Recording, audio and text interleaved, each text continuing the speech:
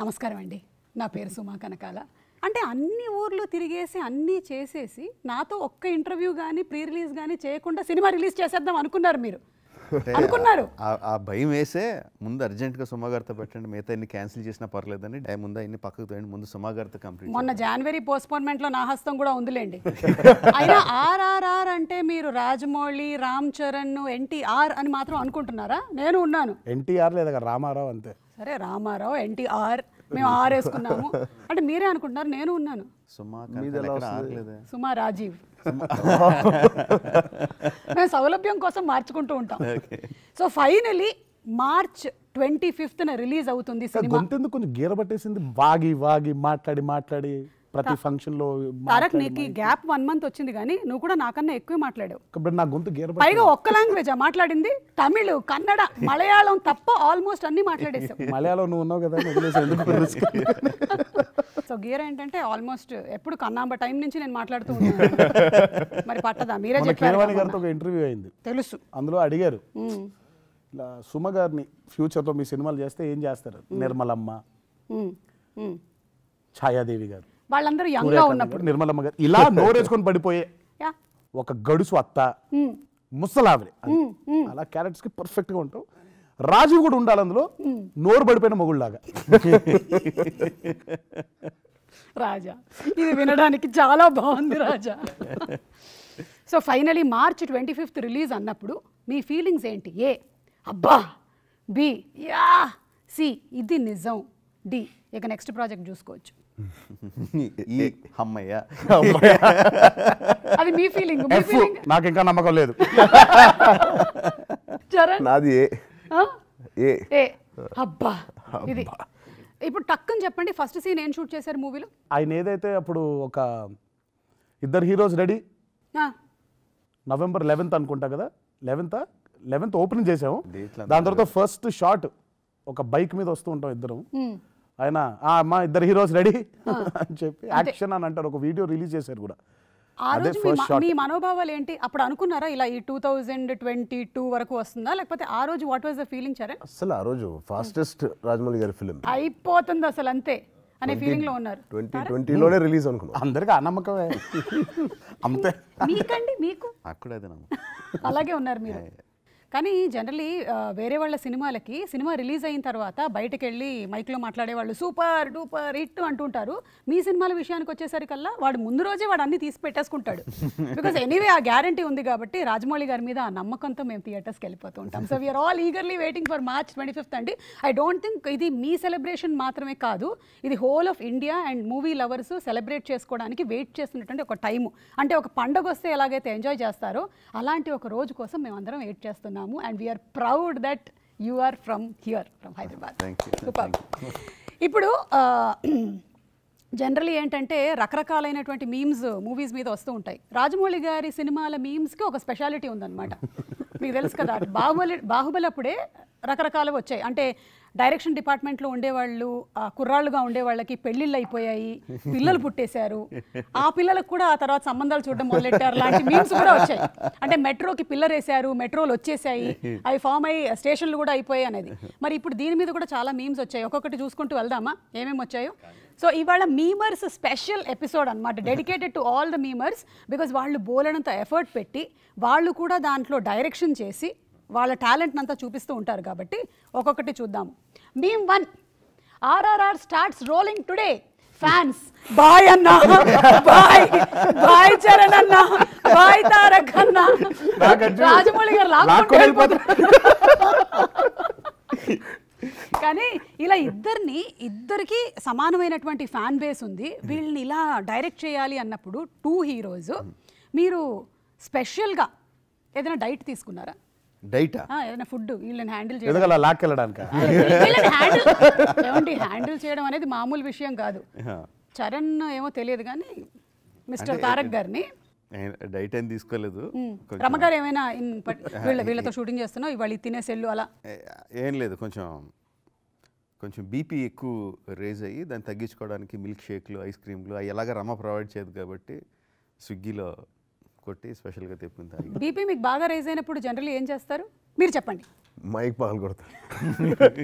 లేదు అది ఒకే ఒకసారి మైక్ ఎరగొట్టి నోట్లో నుంచి ఒక పచ్చి బండ, అదే మన హై నాయకులు ఉంటుంది కదా, బూతు బూతు బూతు బూతు బూతు బూతు అని మైక్ ఎరగొట్టి. నీకు కూడా అది బూతులాగా వినిపిస్తుందా? ఈ ఒక్క దగ్గర నీకు ఒక పాయింట్ వచ్చింది, ఒప్పుకోక తప్పట్లేదు. నెక్స్ట్ 2 years వరకు నేను తారకు ఫుల్ బిజీ. ప్రభాస్ గారు పాపం వీళ్ళకి తెలియట్లా 2 years వేశారు, 2 years అయిపోయింది. అది మాత్రం పాపం నిజంగా చరణ్ అడిగిన క్వశ్చన్ లాగే ఉంది. చరణ్ పాపం నిజంగా అయిపోద్ది అన్న అంత కాన్ఫిడెంట్ గానే ఉన్నాడు. ఎక్స్ప్రెషన్ లేదు అట్లే చెప్పినప్పుడు.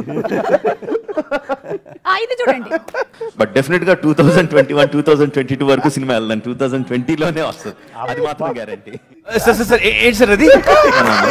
బట్ డెఫినెట్ గా 2021 2022 వరకు సినిమా వెళ్దాం. 2020లోనే వస్తుంది, అది మాత్రం గ్యారంటీ.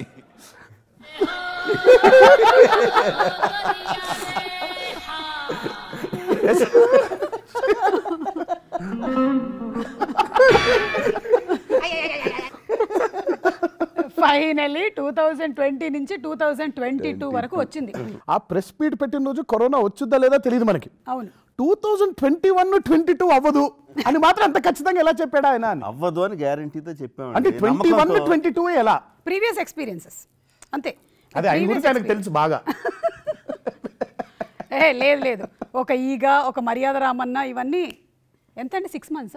లే 6 నెలల ఈగ 2 ఏళ్ళు, మర్యాద రామన్న 6 నెలలు తీయాల్సింది 18 నెలలు.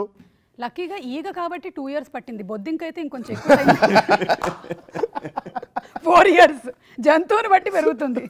ఓకే, నెక్స్ట్ మేము కీరవాణి గారు names in different industries. Telugu industry మనకి తెలుగులో ఎంఎం కీరవాణి గారు మ్యూజికల్, అంగ తమిళ్ల పాత మరగదమణి మ్యూజికల్. ఈయనెవరు? ఆయనే. హిందీ మే దేకేతో ఎంఎం క్రీమ్ మ్యూజికల్. అంటే పేర్లు మారుతూ ఉన్నాయి, మ్యూజిక్ డైరెక్టర్ గారు మాత్రం కానీ ఒరిజినల్లో మాత్రం గెటప్లు మారడం లేదు, పేర్లు మాత్రమే మారుతున్నాయి. ఓకే, నెక్స్ట్ మేము. సో ఇదండి సంగతి. ఇలా కత్తమ్మ ఫుల్లియా ఇలా కత్త, దీని మీద వీడియోస్ కూడా ఉన్నాయి చాలా. ఇది జస్ట్ ప్రెజెంట్ చేసాము. నెక్స్ట్ ఆ స్పీడ్ ఏంటన్నా?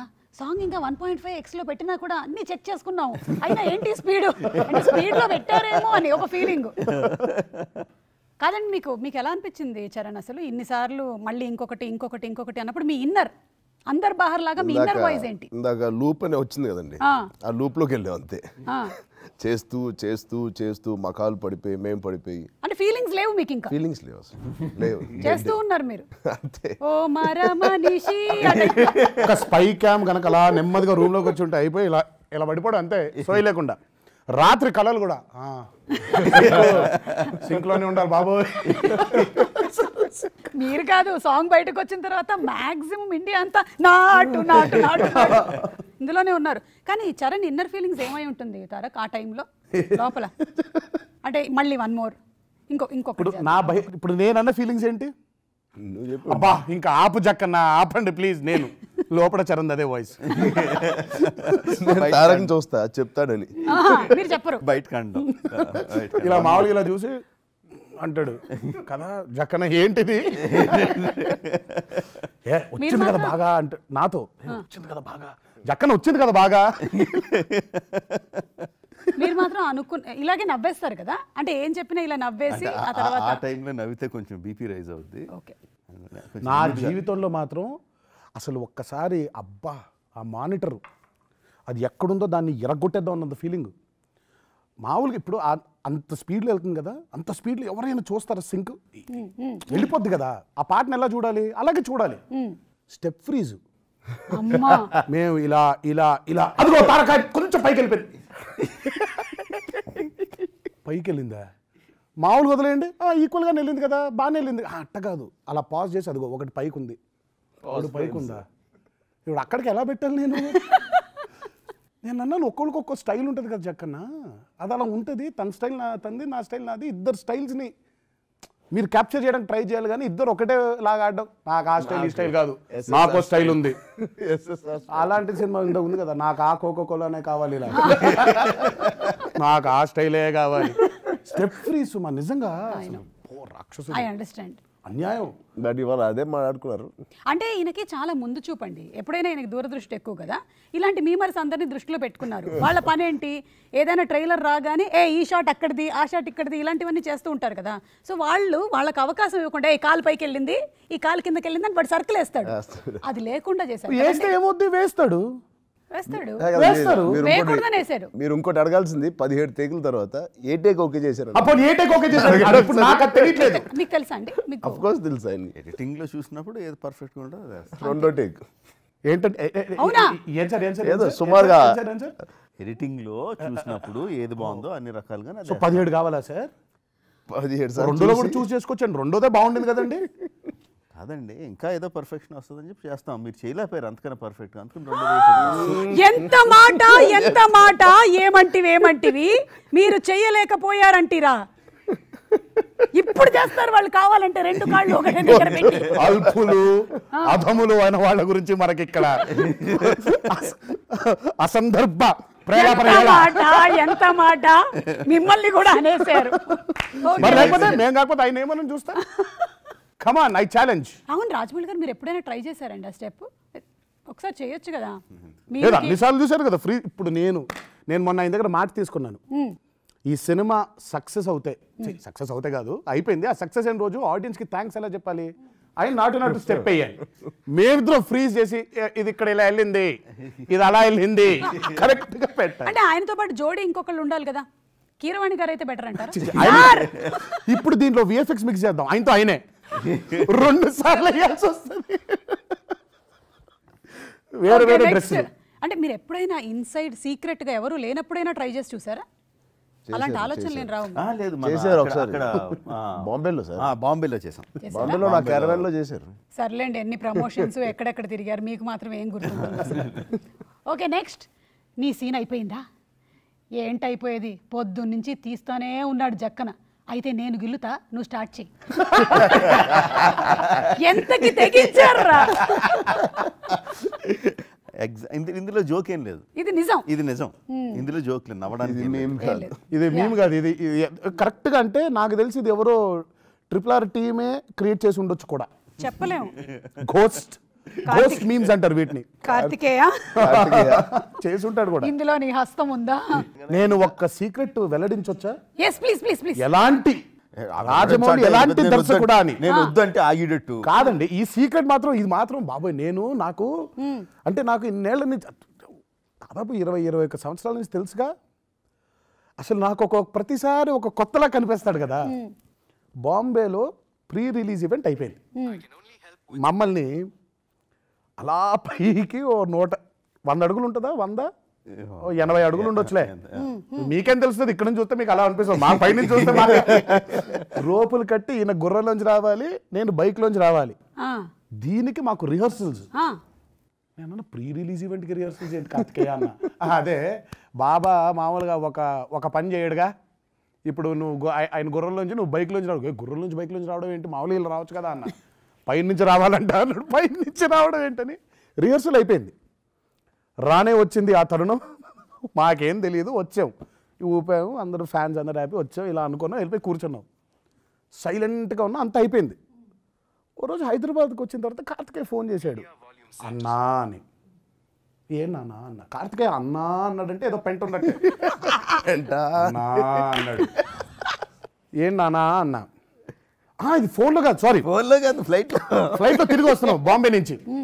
ఫ్లైట్లో తిరిగి వస్తుంటే ఇదే కాన్వర్సేషన్ అవుతుంది. లీడ్ అని చెప్పిన లీడ్లో షూటింగ్లో అసలు దీనికి ఏం సంబంధం లేకుండా షూటింగ్లో ఆ రోజు ప్యాకప్ చెప్పి అయిపోయిందని పంపించేస్తాం. తను వెళ్ళిపోతానికి అరే నాకు షార్ట్ అని గుర్తొస్తుంది. గుర్తే మళ్ళీ తారకం పిలువ అంటాను, వెళ్ళిపోతూ ఉంటాడు, ఎక్కడ పిలుస్తాడు, అందుకని మెసేజ్ పెడతాడు, అన్నా అని పెడతాడు. కొంచెం ఇది ఎలా అంటే రేపు ఆఫ్ అంటాడు. షూటింగ్లో కూడా కాదు అసలు, రేపు ఆఫ్ సుమా, రేపు ఆఫ్. సరే ఓకే, ఆఫ్ అయిపోయింది, మనకు లేదు ఈరోజు, కాసేపు రిలాక్స్ అవుదాం, ఎందుకంటే గొడ్డును బాధినట్టు బాధేసి ఉంటాడు, రిలాక్స్ అవుదాంలే అని చెప్పి అనుకుంటే కరెక్ట్గా రాత్రి పడుకునే టైంకి మెసేజ్ అన్నా అని ఉంటుంది. అయ్యి బాబోయ్ ఏదో నానా అనగానే అన్నా అంటాడు. నానా ఏమైంది, ఇది స్టార్టింగ్లో, నానా ఏమైందమ్మా, అన్నా ఏమనుకోకన్నా. చిచి ఏమ్మా ఏంటి, రేపు షూటింగ్ ఉందన్నా. ఓకే అలాగే వెళ్ళి వీడు అన్నా తగలయ్యా, వీడు తర్వాత వీడు అన్నా అని మెసేజ్ పెట్టడం మానేసి ఫోన్ చేసాడు డైరెక్ట్గా. పాపం ఏ అవసరం వచ్చిందో అని ఫోన్ ఎత్తేవాడిని. అన్నా అనేవాడు, ఏం కావాలి చెప్పు. స్టేజ్ మారిపోయింది. రేపు రావాల షూటింగ్కి, ఏం పెట్టా పెంట, అదే అన్నా రేపు పొద్దున 8ంటికి 8ంటికా, నేను ఎక్కడో డిన్నర్లో ఉంటే ఇప్పుడు అన్ని మానేసి పొద్దున 8ంటికి వెళ్ళిపోవాలి. ఇది వెళ్ళింది, ఇది అవుతుంది డిస్కషన్. నెమ్మదిగా సడన్గా వాడు వచ్చి అన్నా అన్నాడు. ఏ అన్నా ఫ్లైట్లో ఇది కాదు, అదే కదా, ఇది మాకు 100 సార్లు చెప్పాడు. ఈడు అన్నా అని పెట్టాడంటే చాలు బీపీ రైజ్ అవుద్దని 100 సార్లు ఇప్పుడు ఎక్స్ప్లెయిన్ చేసినట్టు చెప్పాడు. నేను ఫ్లైట్లో నుంచి వస్తానంటే 3-4 ఫ్లైట్ వస్తుంటే, బాబా నువ్వు ఒకసారి తారకానికి చెప్పు మనది ఉంది కదా అన్నాడు. ఏది అప్పుడే చెప్పా పెంట, అన్నా అనే పెంట అప్పుడే చెప్తే అంటే నేను వెళ్ళి, తారక్ మీరు అది చెప్తారు కదా, ఇటు కార్తీక్ గారు ఎలా అడుగుతాడు చెప్పండి అన్న. అంటే మనోడు లేచిపోయి ఎయిర్లో నుంచొని యాక్ట్ చేసి, ఇది ఫ్లైట్లో, ఫ్లైట్ ఇంకా వెళ్తుంది, అలా గాల్లో ఉంది. కార్తీక్ దగ్గర నుంచి మెసేజ్ వస్తుంది, నేను రియాక్ట్ అవుతాను చెప్తున్నాడు. మళ్ళీ మెసేజ్ ఎందుకు, అరే నువ్వు అడగరా అన్న. సరే నాకు అర్థం కాదు, అరే లైవ్ లో అడగరా అన్నాడు. అనగానే అన్నా అన్నాడు. ఏంటి అన్నా, నేను అదే అన్నా రేపు రాత్రి ఒక చిన్న పని ఉందన్నాడు. హలా ఏం పని అన్నా, నాకు తెలియదు ఇది సీరియస్ అని. అన్నా ఇప్పుడు ఆ బైక్ ఇది రాలేదు అంటే, ఇది నిజం, జోక్ కాదు, ఇది నిజం. హైలైట్ ఏంటంటే సుమా, అక్కడ లైట్లు ఆన్ అవ్వలేదంట ఆయనకు కావాల్సినట్టుగా ఫైర్ వర్క్స్ ఆన్ అవ్వలేదంట. ఇరిటేషన్ వచ్చేసి బిలీవ్ ఇట్ ఆర్ నాట్, ఆ బైకు గుర్రాన్ని బాంబే నుంచి హైదరాబాద్కి తెప్పించి అల్యూమినియం ఫ్యాక్టరీలో మళ్ళీ సెటప్ చేయించి, మళ్ళీ క్రేన్లు భారీ క్రేన్లు ఒక 2-3 తెప్పించి, వెనకాల స్ట్రోబ్ లైట్లని స్మోక్ అని ఒక మినీ ఈవెంట్ గ్రౌండ్లా తయారు చేసి దాన్ని ఆ ఎంట్రీలు మళ్ళీ షూట్ చేశారు ఆయన. What you see in that pre release event is not the live entries we did, it is the reshot entry.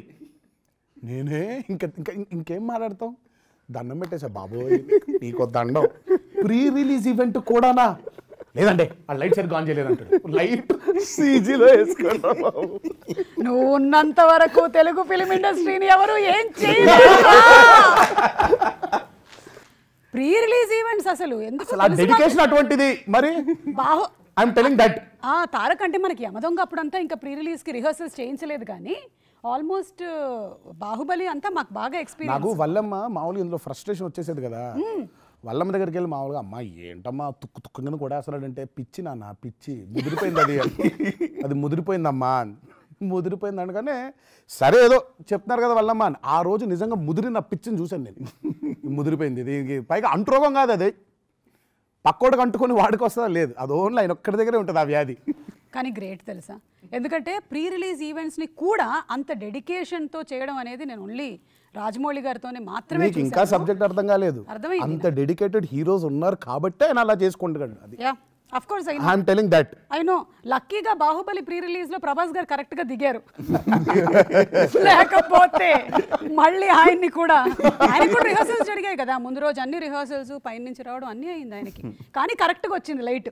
అది అయితే సాంగ్ మొత్తం రీషూట్ చేద్దామా, తారక్ చరణ్ ఇద్దరు మట్టిలో స్టెప్ వేస్తున్నప్పుడు దుమ్ము సరిగ్గా ఎగరలేదు. ఇది నిజం, ఇది పెద్ద ఇది కాదు, ఇది మీమ్ కాదు, నిజమే. దుమ్ము దుమ్ము దుమ్ము దుమ్ము దుమ్ము. ఏం మాట్లాడుతున్నావురా, మళ్ళీ సాంగ్ మొత్తం రీషూటా? ఆ దోస్తీకి మన ఎంఎస్ నారాయణ గారి ఎక్స్ప్రెషన్, నాటుకి మళ్ళీ ఎక్స్ప్రెషన్, జననీకి ఎక్స్ప్రెషన్ అయింది, గడ్డ కట్టింది. Okay next. జనవరి నెలలో పల్లవి చేస్తాం, ఓకే. 6 నెలల తర్వాత జూన్లోనో జూలైలోనో చరణం చేస్తాం. సెకండ్ అండి, నెక్స్ట్ ఇయర్ మార్చిలోనో ఎప్పుడో దాని రికార్డింగ్ అంటాడు. దేనికండి వీళ్ళు? పల్లవి ఏంటో, అసలు ఏ సినిమా కోసం పని చేస్తున్నామో అది ఎందుకోసం పర్పస్ మర్చిపోతాం. చేసే మూడు ఉత్సాహం సర్వనాశనం అయిపోతుంది, ఇంట్రెస్ట్ పోతుంది. నాకు ఇంట్రెస్ట్ పోయింది. తగలెట్టండి నిరంజన్ గారు, తగలెట్టండి. అంటే కీరవాణి గారు లోపల ఎంత ఫ్రస్ట్రేషన్ ఉన్నా ఎంత కంపోజ్ గా చెప్పారో లోపల ఇదన్నమాట. అది ఆయన అసలు మొన్న ఇంటర్వ్యూలో నా క్వశ్చన్ అడగడానికి రీజన్ కూడా అదే, మన జయమ్మ పంచాయతీ జరుగుతూ అది చూసి వచ్చి అడుగుతున్నాడు. తగలెట్టండి నిరంజన్ గారు, తగలెట్టండి. నెక్స్ట్, ఎలాగో మూవీ రిలీజ్ అయ్యాక ఈ డ్రెస్సులు వాడరు కదా, తర్వాత నాకు ఈ షర్ట్స్ ఇచ్చేయరా సార్ ప్లీజ్. బాబోయ్ ఇప్పుడే మాట్లాడుకున్నాం, ఆ షర్ట్స్ కి చాలా మంది వెయిటింగ్. Friends and cousins. ఓ అంటే ఫ్రెండ్స్ అండ్ కజిన్సే కాదు, అక్కడ ఫ్యాన్స్ కూడా వెయిటింగ్. మీరు పెట్టారంటే ఫ్యాన్స్ తయారు చేయించేసినట్టున్నారు. అవునా? మర్చెండైజ్ వెబ్సైట్ లో. Okay, next, introvert me giving seminar in class, my friends behave like this. ఒక దానయ్య గారు మాట్లాడుతుంటే యు బిహేవ్ లైక్ దిస్. పాపం చూడండి ఎంత మాట్లాడారు ఆయన. మాట్లాడిన 4 ముక్కలే ఎంతో మాట్లాడారు. Next, NTR and RC at RRR movie pre release event. మీరే పంపించినట్టారు కూడా కదా మాకు, మీరు ఈయన పంపించారు కూడా. అది నెక్స్ట్, వెంకీ గారు మీకు స్కార్పియో గురించి ఏమైనా తెలుసా? అయ్యో దానికే బ్రహ్మాండమైన బండి, డీజిల్ బండి అయినా పెట్రోల్ పికప్ అంట, మంచి మైలేజ్ కూడా ఇస్తున్నాను విన్నాను. అది కనుక ఉంటున్నారా మీరు? అయ్యో నేను అడుగుతుంది స్కార్పియో కార్ గురించి కాదండి, జోడియాక్ సైన్ గురించి.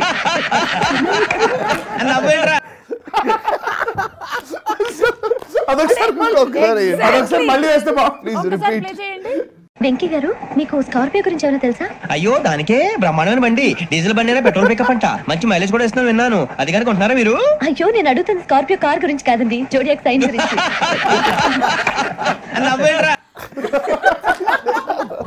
ఇలాంటివి చాలా ఉన్నాయి.